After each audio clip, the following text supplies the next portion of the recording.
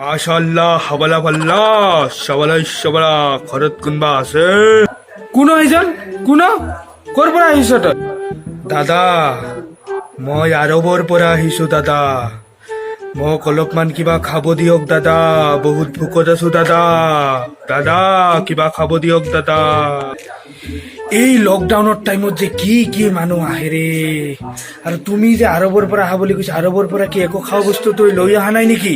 হা নাই যা, এই লকডাউনৰ টাইমত আমিয়ে খাব পৰা নাই, তোক কি দিম মুৰা, যা। দাদা আপুনি বহুত পস্তাব লাগিব মোক খানা নেদাৰ কাৰণে, বহুত পস্তাব লাগিব। মনত ৰাখিব মই কিন্তু যাদুও জানো। কি যাদু জানা অ তই? কি যাদু জানা? ভালকে এটা কাম কৰি দেখাচোন, পিছত যাদুগিৰি কৰিবি। ইমান সুস্থ পুস্থ মানুহ, তাও কাম চাম নকৰা, কি কৰি খাবি?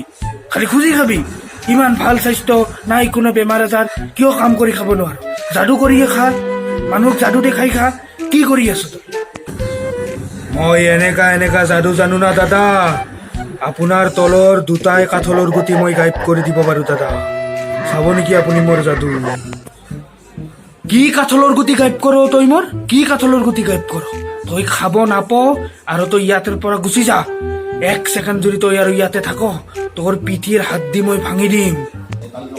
হা মোৰ কাঠৰ হাড্ডি তুমি ভাঙা? তোৰ গুটি গাইব কৰবা পালে মোক আৰু একো নালাগে, মই যাই আছো। ৰাতিৰ ভিতৰত তোৰ দুটা কাঠলৰ গুটি মই গাইব কৰি দি আছো। তলৰ গতে মই বিধানে মাৰি দিম। হা যাও মই।